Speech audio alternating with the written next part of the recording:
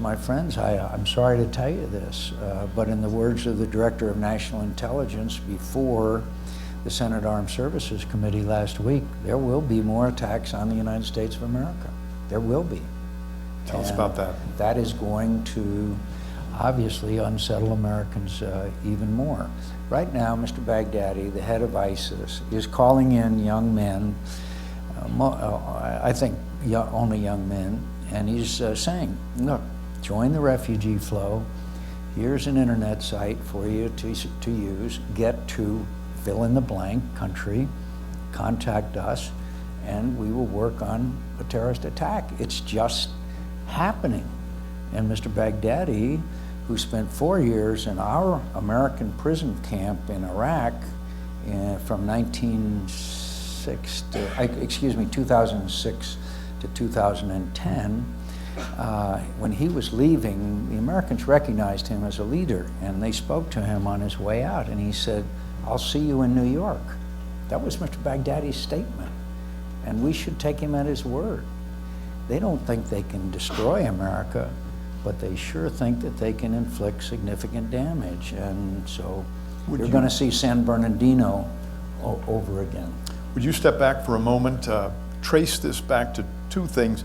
The Iranian defense minister is in Moscow, I presume doing some shopping with the check that we just handed over. And you were in Serbia dealing or helping to deal with the refugee flow. How do those things come together and relate to our world? I know that there are some people in this room who are supporters of the president, and I respect that. And I respect those of you that are of the Democratic Party. But I can assure you that I and Lindsey Graham predicted everything that has happened, because this refugee situation is not like a tsunami or an earthquake. It's because failed policies over the years by this administration have led to a situation where people now are fleeing because they can't survive where they are. And I'm not going to take all your time to tell you exactly those decisions along the way, but it had to do with pulling everybody out of Iraq. It had to do with our failure to help the Free Syrian Army with assistance, and it had to do when the president said that Syria, Bashar Assad had crossed the red line using chemical weapons, said we were going to respond and didn't. And that's why you see these Middle Eastern countries no longer trusting the United States and acting on their own. You mentioned, Jeff, I was in Serbia last Friday, and I watched these refugees coming across the border, being talked to by the Serbian police and military, and then put on trains to go to the Serbian border on their way to Germany. The Serbs aren't letting any of them stay in Serbia, and they don't want to stay in Serbia. They want to get to Germany. And Angela Merkel, as you know, the Chancellor of Germany, her approval ratings have plummeted because the Germans are getting very, very upset about these thousands and thousands.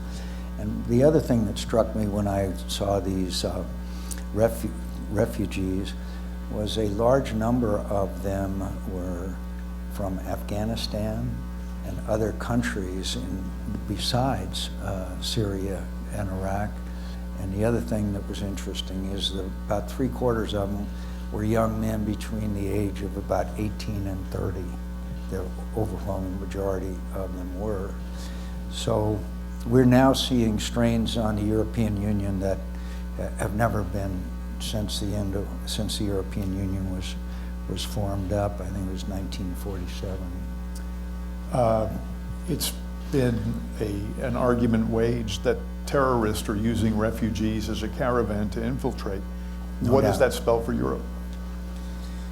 I think you're going to see more Paris-like attacks. I don't think there's any doubt you're going to see that.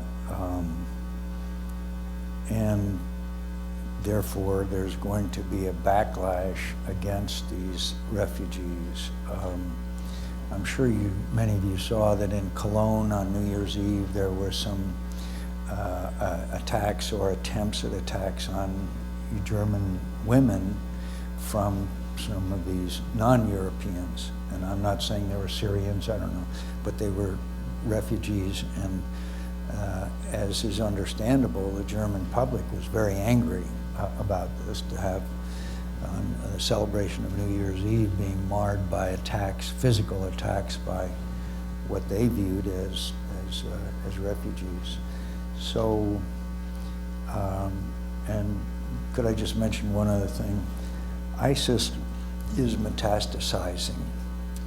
In case you missed it, today we have the news that American aircraft bombed, guess where? Libya. The ISIS has established an outpost there. The information that I have, there's about 5,000 of them in Libya. They're in Nigeria, in Boko Haram. They are in the Sinai.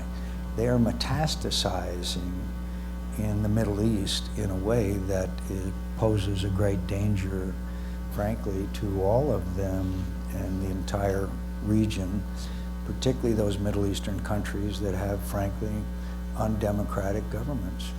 It's a breeding ground for them. In the middle of this environment, it was thought that people at Apple and people at the FBI thought that a good public fight would make a lot of sense right now. Wouldn't there be a better way to resolve this issue of Syed Farouk's telephone?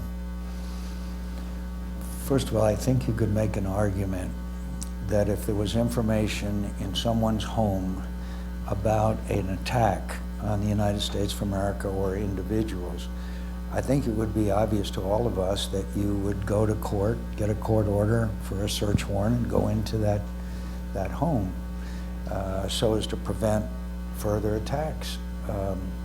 Now this is obviously a matter of technology. And I understand Apple's argument that they do not want to make their systems more vulnerable to cyber attacks. I think there's legitimacy to that. And you know, I hate commissions because they usually come up with nothing. It's usually a way to pay some lawyers and issue a report that nobody reads or pays any attention to. But in this case, I think we've got to have some kind of meeting of the minds between Silicon Valley and national security. It's the same argument and debate we're having about the rights of the individual and the need to have security to protect our citizenry. And this is now a very high stakes game, and if you believe Apple, it would mean their ability to compete with these devices that are made in other countries that are not required to have this ability to go in. So I think we ought to try to get some of the best brains in America together, and people like Admiral Rogers, the head of Cyber Command, and Mr. Comey, the director of the FBI, and sit down. There must be a solution to this, my friends, because we obviously don't want people to have secure sites that they can, at will, plot attacks on the United States of America. But at the same time, we don't want government interfering with our privacy. We have a fundamental right of privacy. So I think you're going to see a whole lot more debate on this issue before we get it resolved. Senator, would you comment on that other bundle of joy, Kim Jong-un, who the Chinese refer to as the third fatty, and what is China's interest in protecting North Korea? The rotund ruler, as I like to describe him,